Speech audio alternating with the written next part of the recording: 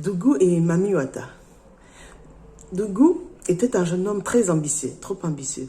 Dougou voulait avoir tout mieux que les autres. Il voulait les plus beaux vêtements, la plus belle maison, les plus beaux champs. Dougou voulait aussi avoir la plus belle femme qui n'a jamais existé.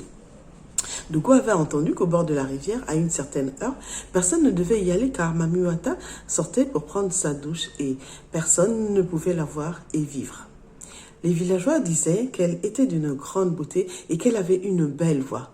Dougou décida d'aller à la rivière à l'heure interdite avec l'intention de faire de Mami Wata son épouse. Mami Wata sortit de la rivière et Dougou lui demanda d'être sa femme. Mami Wata accepta. Elle était si belle qu'aucune fille du village n'était plus belle qu'elle. Dougou était heureux. Il marcha fièrement avec elle dans les allées du village jusqu'à ce qu'il arriva dans sa case.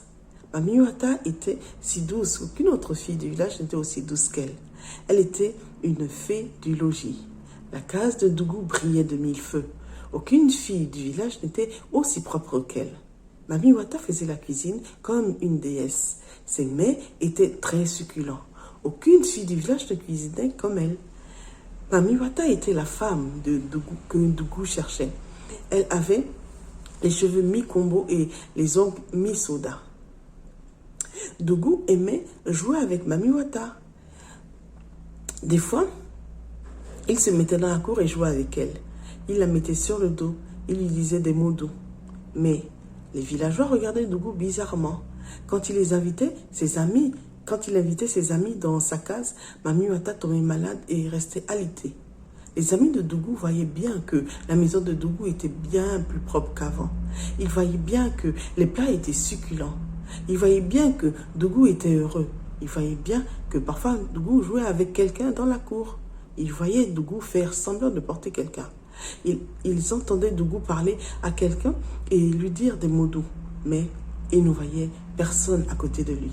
Mami Wata tomba enceinte et donna de beaux enfants à Dougou. Dougou avait beau montrer les enfants que Mami Wata lui avait donnés, personne ne les voyait.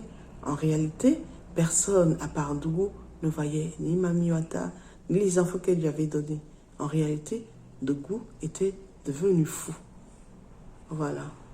Je viens de lire un extrait de cette œuvre, Les Contes de Mayombo. Les Contes de Mayombo écrits par Laetitia MB. Voilà. C'est une œuvre qui est parue en format électronique et que vous pouvez retrouver sur Amazon. Il s'agit d'un recueil de contes, en fait. Quelques éléments sur l'auteur.